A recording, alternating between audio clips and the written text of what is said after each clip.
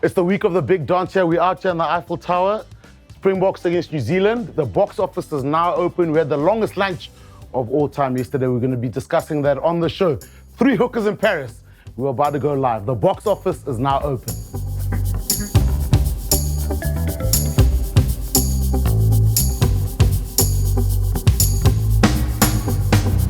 We need to discuss, we'll talk about the game, but how did we end up having a 15-hour lunch yesterday? Shimi, you invited me, so I take no responsibility. We got there, 4 people, and then there were 24 people. But it was some good names.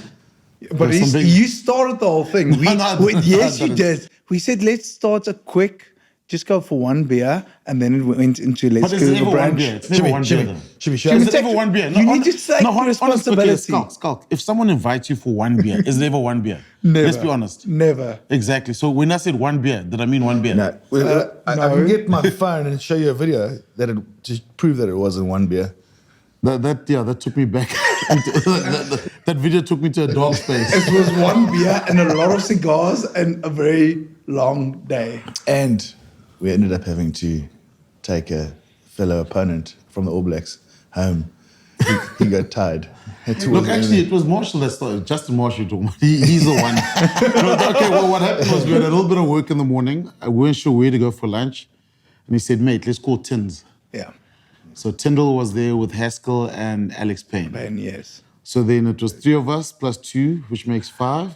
Oh, 6. You were there, 6. We ran off early. And then 6 turned into about 20. But I think of that 20... The Saracens Mafia was there?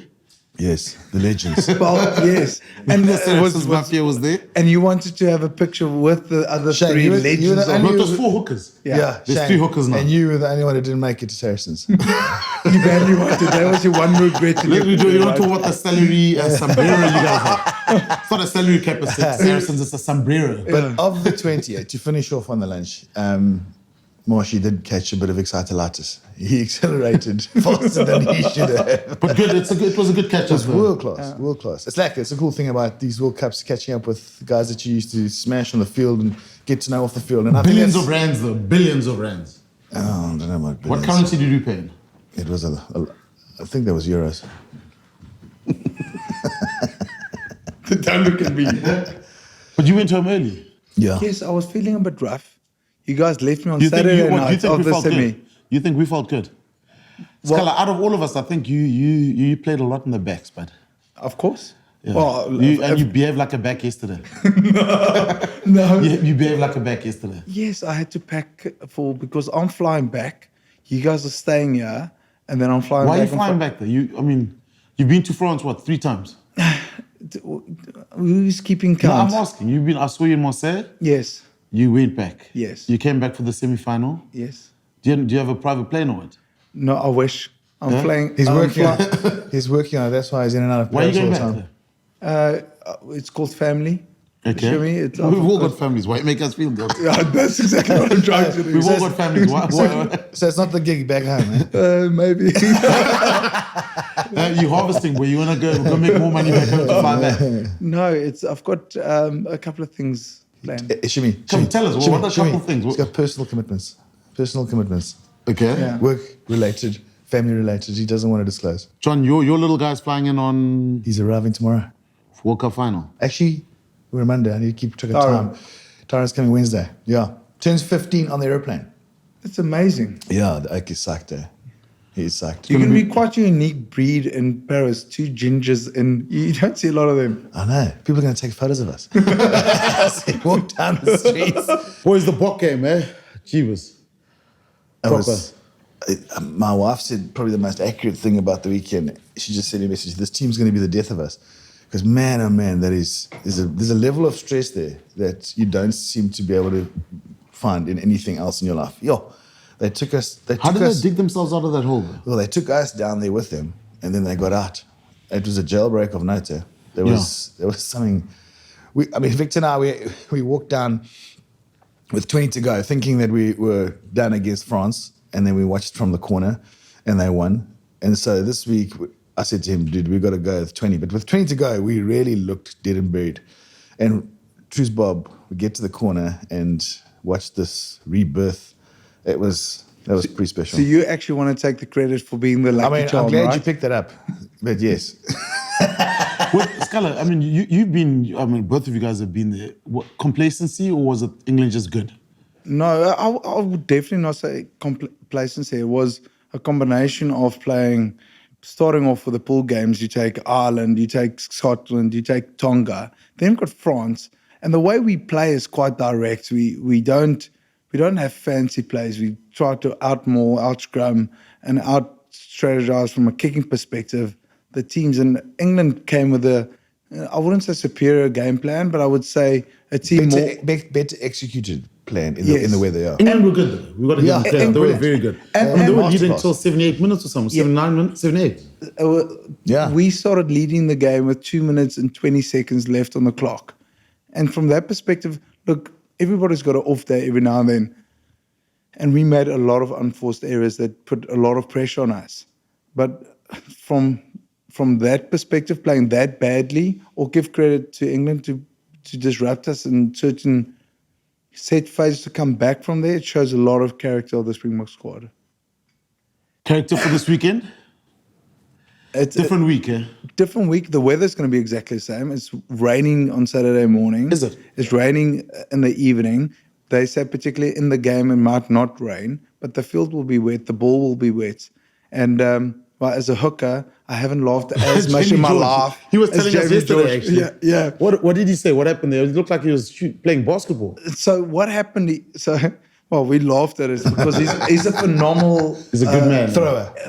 Firstly, he's a phenomenal guy. Secondly, he's one of the best throwers I know. Yeah. But they called a play for him to throw over the back of the lineout to Owen and then play out of the back, play a wide play.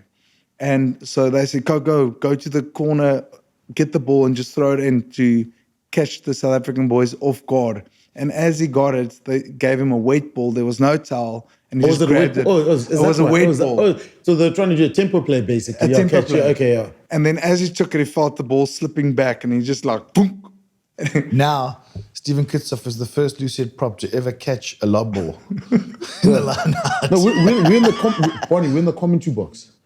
And that happened. And I couldn't figure out what the hell happened. I thought Kitsoff maybe they tried to go for the short throw and intercepted it, got it there, and then flipping, yeah. Did you start drinking that you thought he threw a lob ball at one? No, but I could remember, us of commentary excellence. Okay, of course. When it went over the top. So you wait for the replay. How did you describe Scala, it you were in the on crowd commentary? with the big dogs there. Which box were you in? No, you don't box. sit in the stands. No, I know you don't sit in the stands. I was sitting in the stands right at the top with the South African supporters. Yeah. What? Was the banner next to you? No, he was raking in the box somewhere. Tell me, boys, final coming up this weekend. Yeah. Your thoughts? What happens the week of a final?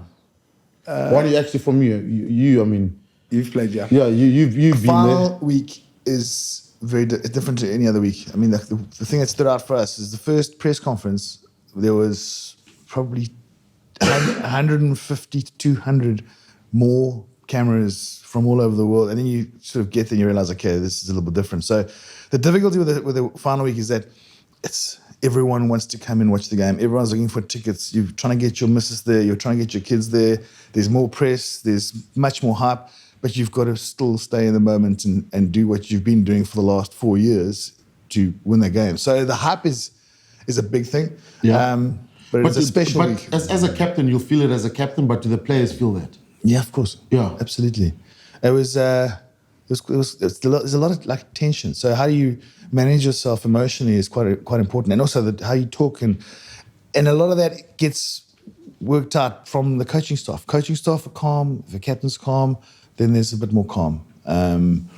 But it's a difficult thing to control. The cool thing is that this team has been there 4 years ago. Yeah, 100%. That's what I said. Look at the other side. Technically, on the final day, we've got 1 day less to prepare than New Zealand. In Japan, we only trained 2 days, and it was like a captain's run every day. Was it chilled? Yeah, it was very chilled. So we had 1 day less to prepare. I think we played on a Sunday, and we had only 2 training sessions, and we knew the team, we knew how to strategize against England, and from that perspective, it was quite relaxed. And it was weird because the expectation was from the media and everyone that England's going to easily win the final. Yeah. So that took sort of pressure off us. Jock and Rassie was phenomenal in taking the focus to them and not to us, and saying how good England was against New Zealand and they are the favourites. And for us, it was just the game, not just the game, but the angle that Rassie took in the final week and leading up to the final was, it wasn't about winning the World Cup. It wasn't about winning this match. It was about giving hope to South Africa. And I think that message will still reminisce with the same develop the squad. purpose around the game and Yeah, and the purpose is to give hope in South Africa, to show that we've got so a diversity of players, of religion, of background, of colour, that this isn't about a rugby match. It's about giving hope. And if you play for a bigger cause, then you don't think about the hurt and the tiredness. You think about the people back home. what it means back home. Yeah. Brilliant, man. So Yeah. what is nice is this squad, this particular squad, has been building from 2019, and the focus has never been 2019. It's been 2023, but it's been the hardest.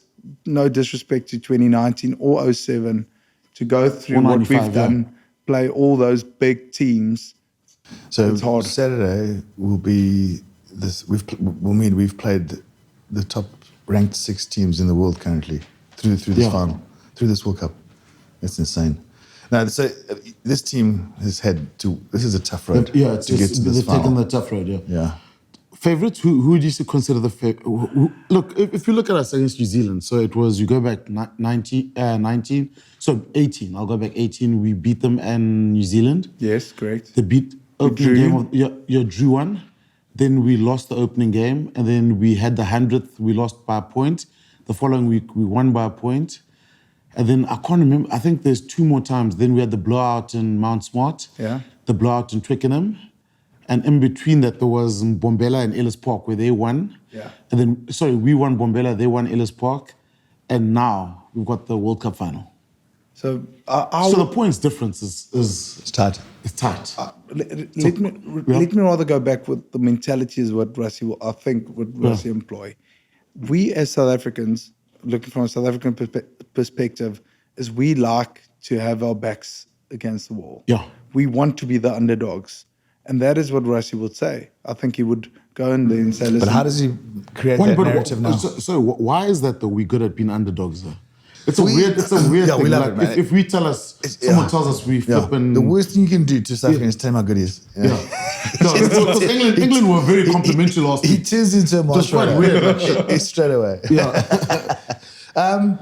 I think it's got to do with, I guess, where we come from. The fact that you need to be quite resilient.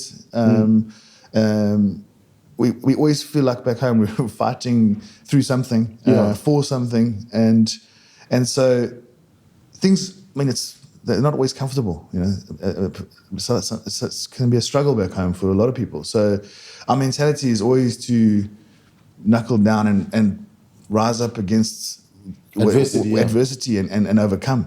And that's why I think we fit into that seat a little better around feeling like, you know, stuff them. We'll show them, or we want to climb up that mountain. The worst thing is for us is to sit on top and continue. We told how good we are. Yeah, absolutely. Talking about the weekend, the bomb squad, Ox and Chair, guys. We got to talk about Ox's impact on that game.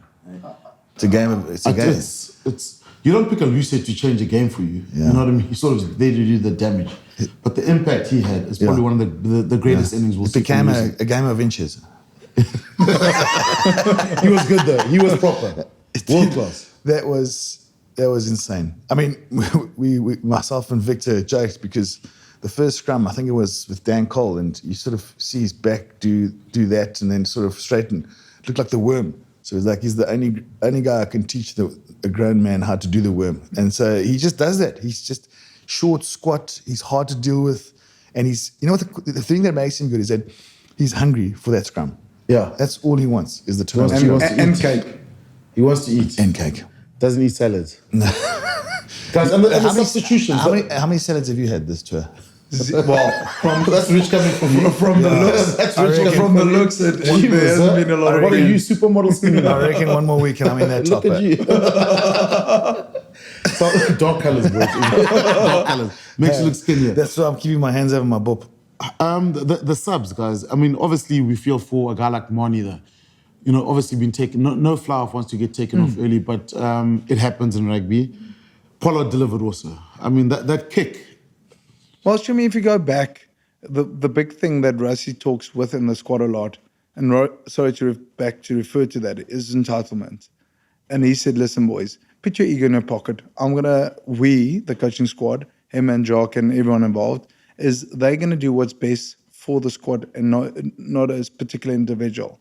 And yes, it's not great for Mani's sake that Mani got taken off that early on. But there was a cause behind it. If you take Eben, he's played 115 test matches. He went off. Sia went off. Dwayne went off. And I must say, once again, with the way Rassie's built into this World Cup, he's grown depth within the squad.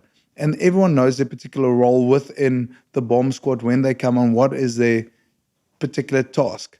And the boys, literally, that bomb squad changed the outcome of that result. On that topic, though, Yeah. you got to give kudos to that coaching staff. That's big cojones. 100%. Yeah. Big cojones to take your captain off, make a big change at 10, take Evan off, who was your game changer last week with a try. They've got cojones, these guys. It's incredible. You got to pay homage to that because they do. They trust the squad. They trust the players, and they let the players. They give the players that opportunity to make those changes. Last week, Evan scores the try. This week, Ergia scores the try. You know? It's just. Stemman's been good. He has been good. He gives me anxiety when it's raining and he continues to go with the one hand, but he gets it right. Yeah. He made no mistakes last week. Twitter wars before the week before the England game. Calling Springboks what a Northern Hemisphere team because everyone's playing in Europe. I mean, the game's changed, Bonnie. John, I mean, it wasn't, I mean, there's Twitter, there's this, there's following this guy and unfollowing and... No, certain things you listen to and certain things you just have to laugh at. I mean, that's where the game is. Yeah. But from Scala, I mean, you just recently, well, you recently retired, but social media and rugby, do the guys read all the crap on all the stuff on social media? Well, no. Do they, I mean, you know what I mean? Like, you look at some of the abuse that's on the social media, you know, you get compliments as well as a lot of abuse.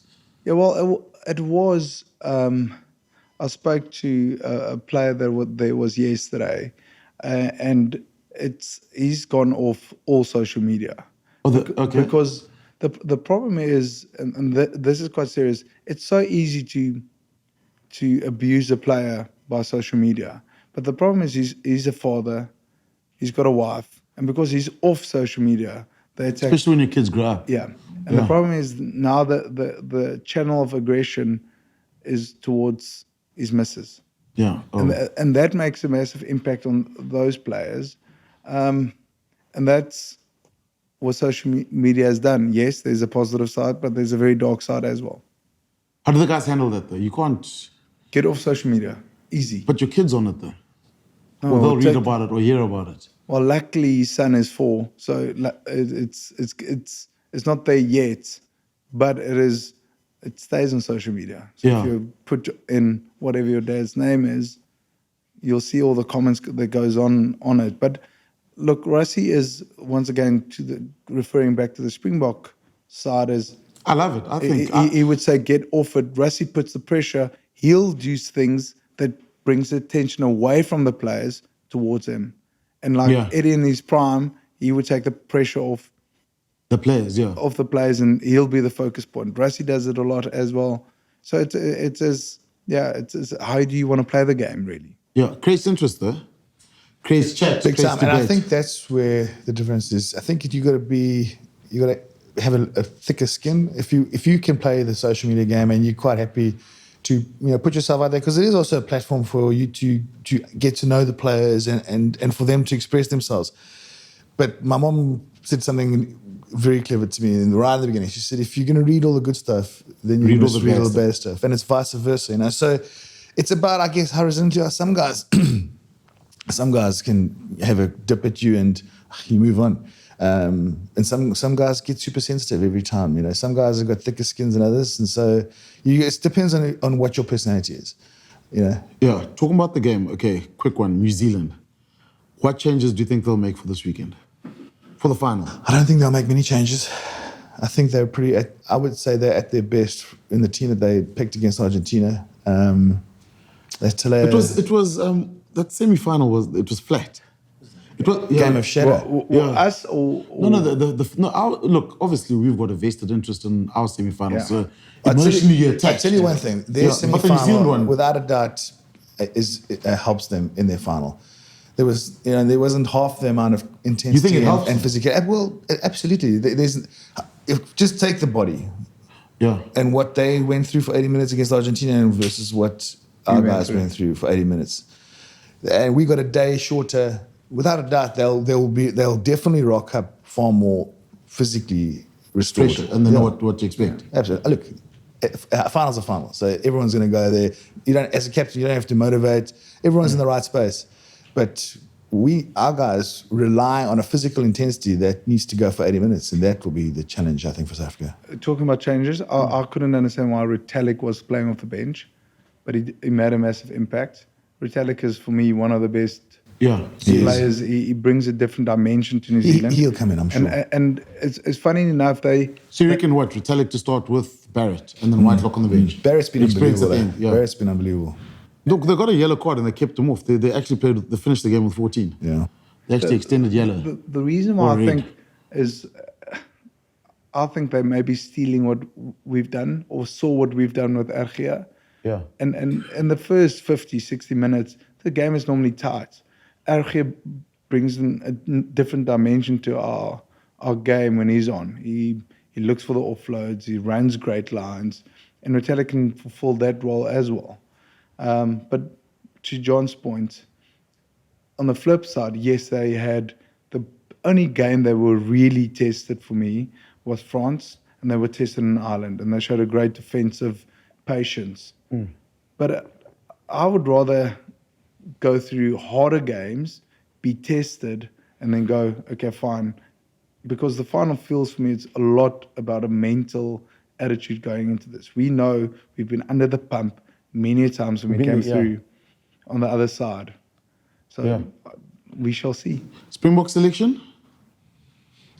See, I know everyone will want to see Ox in there, but we also have to somehow, I think it's also part of the plan. Ox also gets, his first couple of scrums against a guy who's done 50 minutes. Then he's got their sort of the second choice Tati that comes on normally.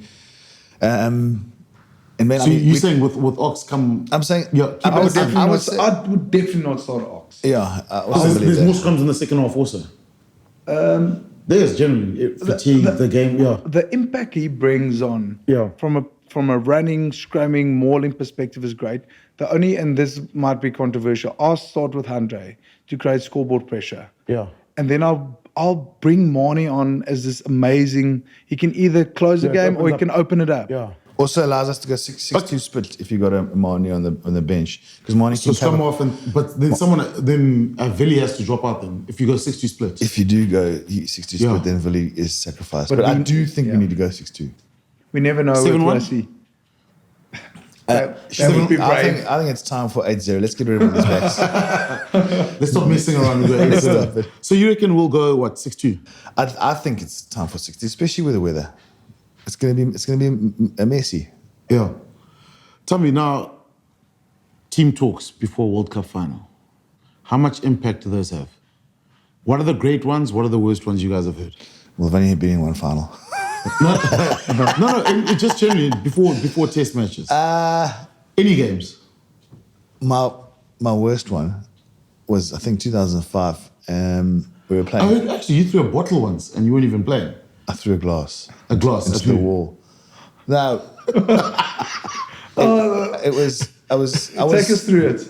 Take us through it. I was getting the guys worked up, and I was trying to talk about passion. Everyone talks about passion, and I was like, passion only takes you so far. How much you can't play 80 minutes on passion. So to illustrate this, I threw the glass into the wall, and I said, like this, it's a massive explosion, but it's done. But as I threw the glass, it shattered and some of the glass pieces hit Free in the face. But it was quite impactful. So that would be one of my better ones. Did they win after that? Smashed him. Oh, fantastic. Who was this against? Take all the credit. Australia. Is it? Okay. Worst one, England at Twickenham. And so I thought, no, I'm going to talk in Afrikaans for this one. Do it in Afrikaans. So I thought about what I was going to say the whole week, and I was like, gooing my r's, and I was giving it. And so as I started talking, it was going pretty well, and I was getting my messages across, and I was talking Afrikaans, and I was getting better at it. And I was almost like high-fiving myself, thinking, this is going really well. Boom, smooth as anything. Pull the guys in, Bokke, yeah. Line up in the tunnel. Juan Smith comes from all the way from number 7. Taps me on the shoulder, says, don't ever talk Afrikaans again.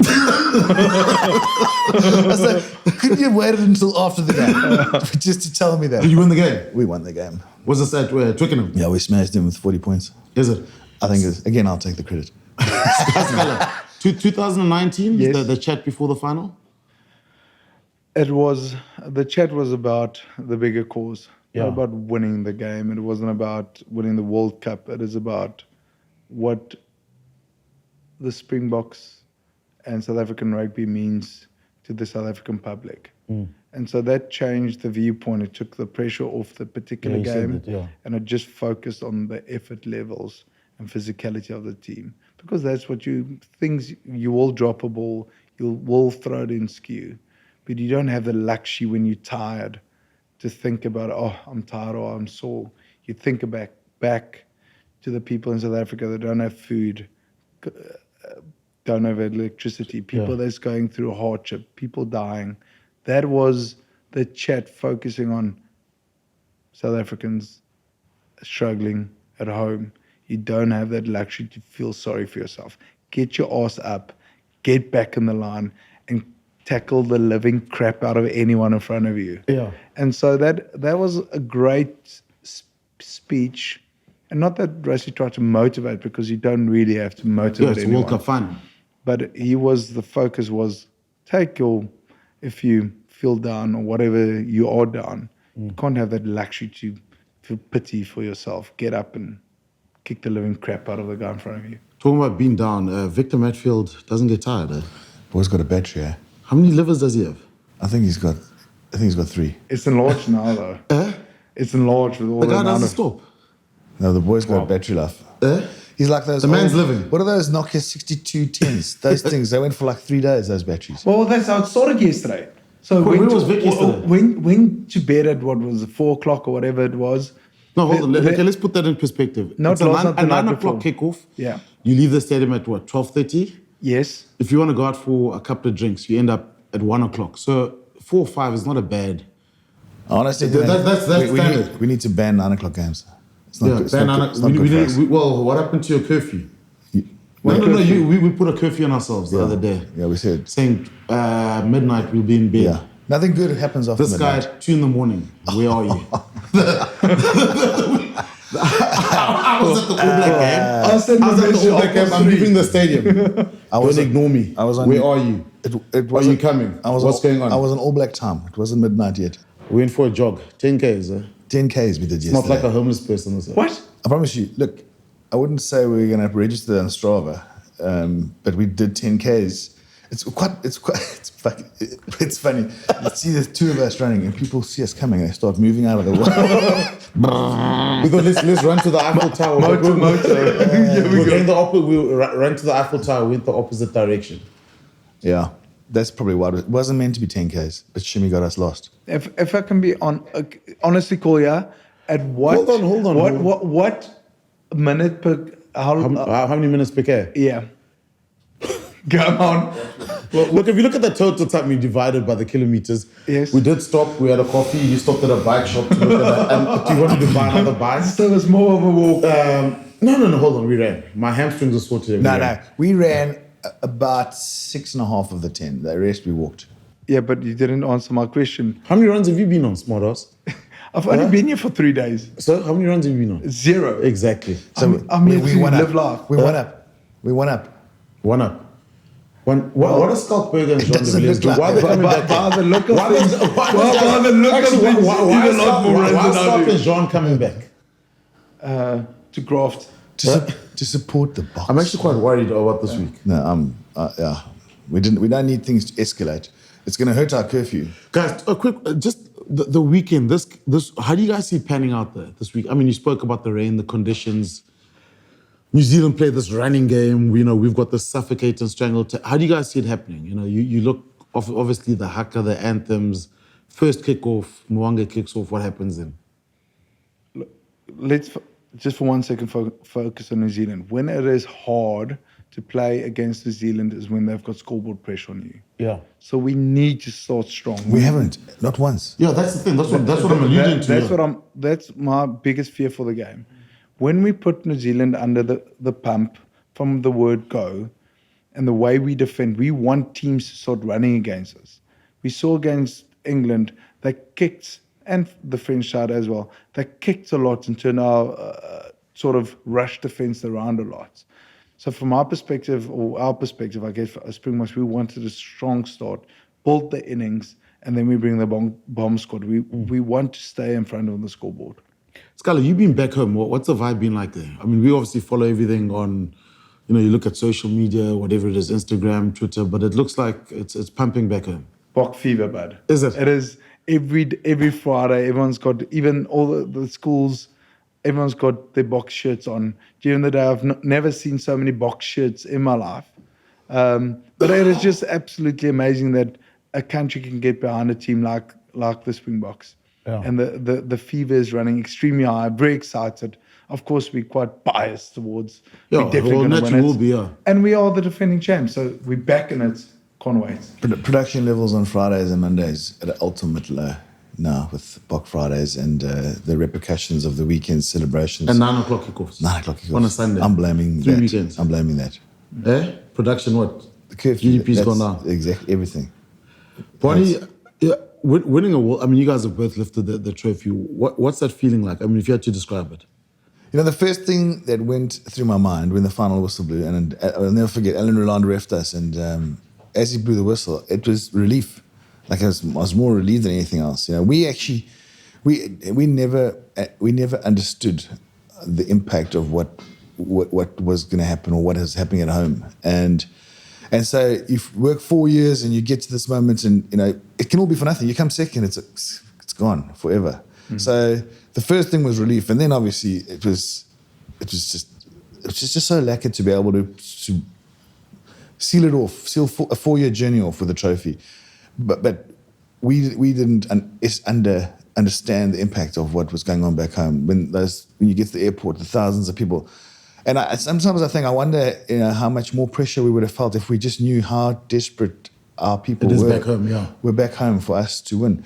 And that was one of the things that stood out for me. And that was, I think, one of the things that this team of 2019 really harnessed. They made a big thing about what was going on back home and how much the people needed a team like the Springboks to give them hope again. And that was the key difference. We didn't know, we didn't understand. And it was a shock to see the impact of that 2007 win on an entire country. They're running thousands behind a bus for 3 days. You know, Non-stop. It's unbelievable to see the passion of South Africans about this team. And it borderline psychotic. But it is amazing. It's amazing what the Springbok team can do to take away people's gripes in life, their challenges. And for that 80 minutes and the 3 or 4 hours or the day afterwards, they're world champions. And it doesn't matter if they've got load shedding or if there's no water or if there's anything going on in their lives, they're world champions. And I think that's the most powerful thing about this team. Yeah, Scala, the celebration after 2000. Oh, look, let's be honest. I saw you out a couple of times. You they selected the same squad. You were man on tour. Yes. For the last 3 weeks. What in Roppongi? Yeah. I remember walking to a nightclub and I look up, there's someone jumping up and down. I thought what happens on tour stays on tour. On a World Cup, beautiful thing. It was a World Cup in Roppongi, but Talking about 2019, the celebrations there. I mean, within the team, what did you guys get up to once you lifted that trophy that night? We actually just went back. Was it relief also, or No, it was. Look, I think that was like 60 minutes in, 50 minutes in. England had that massive attacking phase that they kept the ball for. And we felt after that phase when England couldn't score points, and then Cheslin scored the try, and we just sort of felt it was so enjoyable to watch that game because there wasn't stress. It was the first try in a World Cup. No. For us. Huh? For us, it was. Yeah, but Chesnut was Mapimpi's on first. Was it Mapimpi. Mapimpi first. So after that particular try, we felt like we were already celebrating on the bench. And yes, with games coming back, we were dominating the scrum, we were dominating the line-out. And we could enjoy the last 30 minutes of rugby, screaming and going crazy. And I think the same thing, it wasn't a relief factor, but it was almost like we've done it again. 12 years later after John, or the 07 squad. And back at the hotel, it was we all just stayed there and celebrated with the wives, the kids, the close friends. And I think we would have a similar experience as John, as we didn't know the impact, but when we got to South Africa, oh my goodness, that was when it hit home, and it hit home hard. Yeah. And like Nelson Mandela said, sport can change the world more than any, well, I don't want to be disrespectful to other people, but more than anything else, it can bring communities together. And we had a 7-day trip around South Africa. And for me, it was going to places where I would not put my foot today, running around, celebrating. And I felt love towards myself, the team, the Springboks. And look, it was life-changing. And I will always remember that. Yeah. Let's focus on New Zealand quickly. I mean, you've got a coach, basically a coaching staff in New Zealand. We've spoken a lot about South Africa, but you got a management team that's all gone after the World Cup. It's their last week. It's their last week. It is Ian Foster's last week. I think Jason Ryan staying there. Razor starts on the 1st of November. Yeah. What do you think? What's going through their mind? Well, it's an interesting one because I honestly thought because they've had some turmoil the last year or so with disruptions, and they've changed some coaches, and obviously Foster kept his job, and all that disruption, they've managed to get themselves into a World Cup final with a team that looks like they've got the potential to the ability to beat South Africa. So, like the one thing about the All Blacks is that it's the one nation that is as psychotic about rugby as we are. You know, you've got a nation there that also they live, breathe, and sleep the game. Breakfast, lunch, supper. It's what everyone talks about. It's the biggest thing. Chatting to Beaver, Stephen Donald. He does He doesn't believe in iCloud, by the way. He doesn't. You heard about the phone? No. His first night, he caught the excitolitis bug and lost his phone, but he had his wallets on the back of the phone. But he could say, I said, mate, just buy a new phone and iCloud. He said, don't believe in iCloud, mate. So he's been going around France. Obviously, he found out that, he's found my iPhone or found my phone or whatever it is, looking around. So he found it within a 100-meter radius. So he went to the area, knocked on every single door. Do you know where my phone is? Still hasn't found it. There'll be some good Samaritan will bring back his iPhone and wallet. So he hasn't cancelled anything. The phone, he says, is still on, but he's still trying to track it. So he took a taxi, 100 euros out every day to go knock on doors, find it, 100 euros back. Could have bought another phone. And iCloud. We would be put together.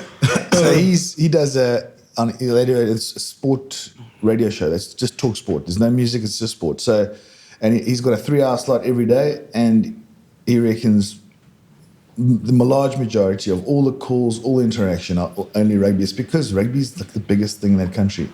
And that is what I think makes them so good. They've got unbelievable players. Yeah. They really do. They've got they've got the X factor, and they've now got a squad that seems to be quite galvanized, and have got themselves some nice World Cup momentum. Yeah. And sitting pretty, after a reasonably easy semi-final, sitting pretty, I guess, licking their lips to have a crack at the box. Yeah. One thing that's gone, Sam Whitelock. How many trophies does he have?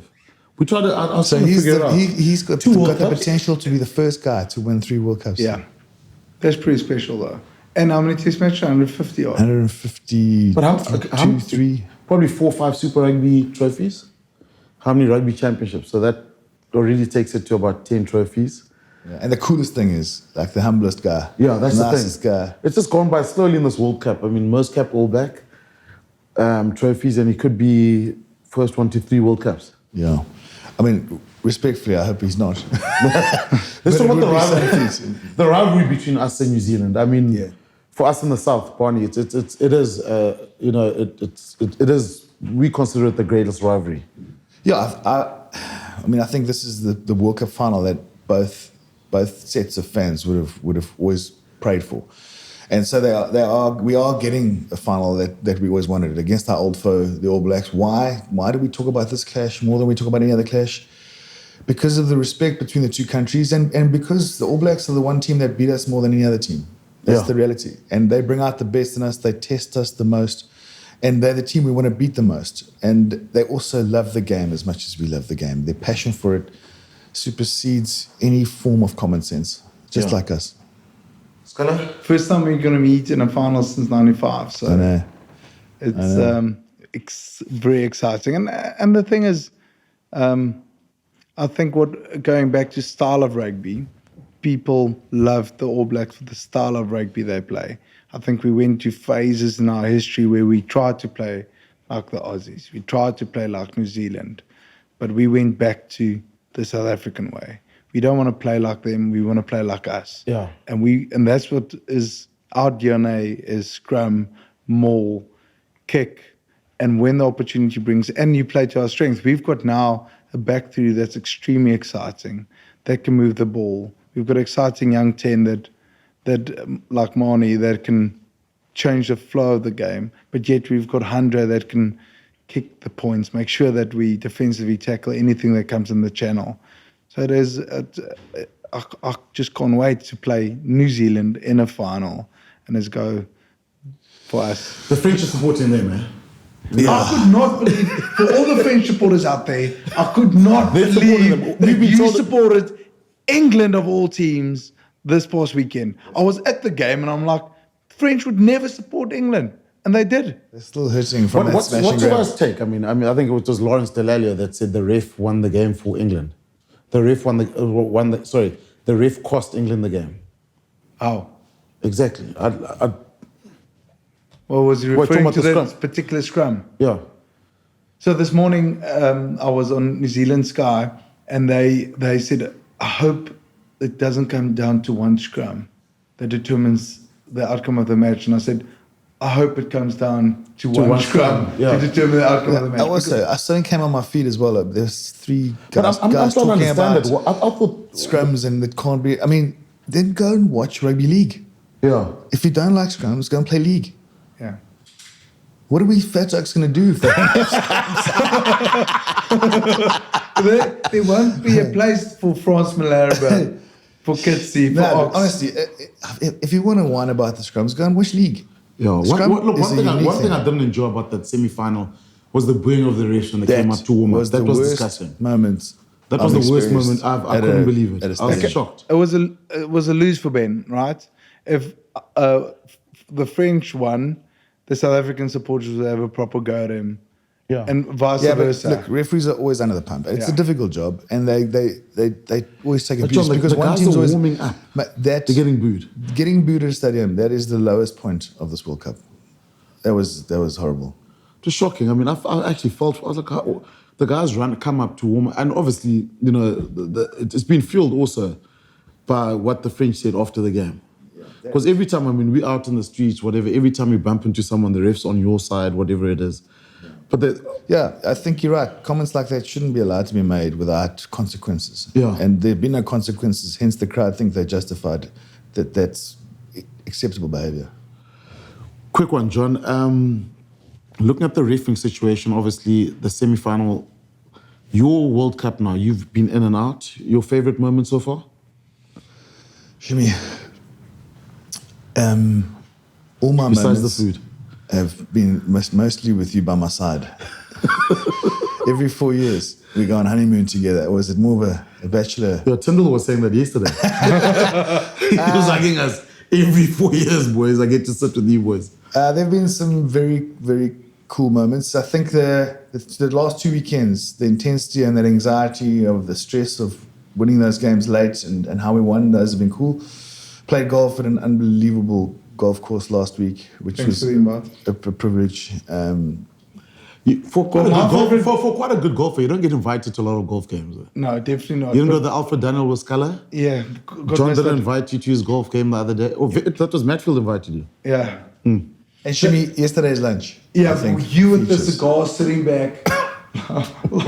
Shimmy, I'm going to send you a few pictures. I'm still from last smelling night. the cigars off me now. Like this, with a whiskey in the hand. Honestly, I told you last night, you need to go into politics. I'll vote for you. Scala, okay, biggest disappointment. Okay, obviously besides the reffing. Biggest Not disappointment. the riffing. No. No. I'm not saying that. No, the treatment of the ref. Sorry, let me word that properly. So going just quick on the refs, just quick. I thought going into the World Cup there's going to be a lot more red and yellow cards. Going into And there haven't been. Yeah. There hasn't been It's so it's been many. great. I think from a referee perspective, look. We've got to respect the ref more. Yes, Flat out. Yeah, we've got to respect the refs a lot more. One of the things that make us quite different to soccer, Yeah. Yeah. and this Football, is geezer. football. Sorry. Yeah, not soccer. Football, geezer. Yeah, well, lived in England.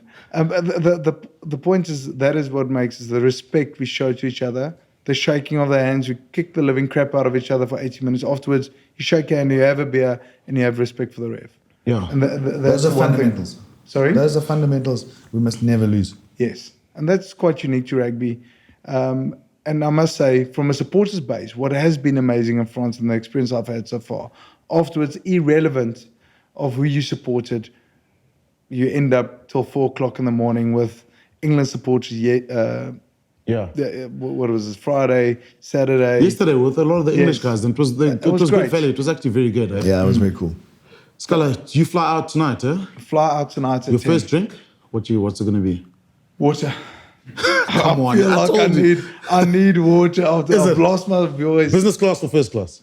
Are you walking left or right? Economy, bud. No I way. flew Not- economy not in here. Schalk Brits. I promise you, Ethiopian Airlines, that was me sitting like this. Is it? I was busy. John, this afternoon, what's the plan? No. Shimmy, we're going to take a sabbatical from each other this afternoon. No, what you should do is go buy Embarrassment. some 3 presents. hookers in Paris. You guys are shocking. You need to go buy presents for the kids and the missus. That's later on. That's Wednesday. Okay. Did you get gifts? I'm going now. What you before gonna my flight. what you gonna get? My I need some ideas.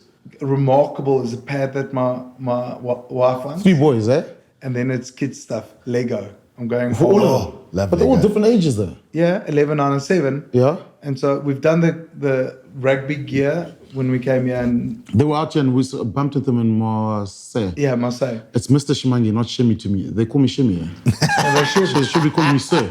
They should be saying, well, Teach those kids some respect, boy. the one. No, they're good value, they're good fun. The one Hunter asked me, why does Shimmy look like a Teletubby? And I couldn't quite explain to him why. So he's got the same length of girth. Okay, go back to South Africa. Shimmy, this afternoon's a training afternoon, I think. Look, I'm not doing the Cape Epic. How's your training been going, by the way? Has Butch been on the phone with you talking about training? But she doesn't push me on the training, but it could have been better this last week. It's a World Cup final week, John. And You're not going to do Paris- any. You're not going to Paris- do any training. It's a World Cup final. And week. it's raining. And it's raining. And Paris does cause some inflammation as well across the body. How amazing is the croissants here? Or croissant. What's that? What's that? It is so good. Negative gains. I don't eat croissants. Negative gains. I don't eat croissants. Well, it doesn't look like it, I would say. Salmon and boiled eggs for breakfast, boys. All right, boys. It's been great. 3 hookers in Paris. See you later on this afternoon. We'll find a little cafe. Bistro. Schalk, we know you're flying business. We'll see you later on in the So week. not. Love to the family, get those gifts. Skalkberger and Jean de Villiers are back on Thursday for another special show of the Boks Office, which is now closed.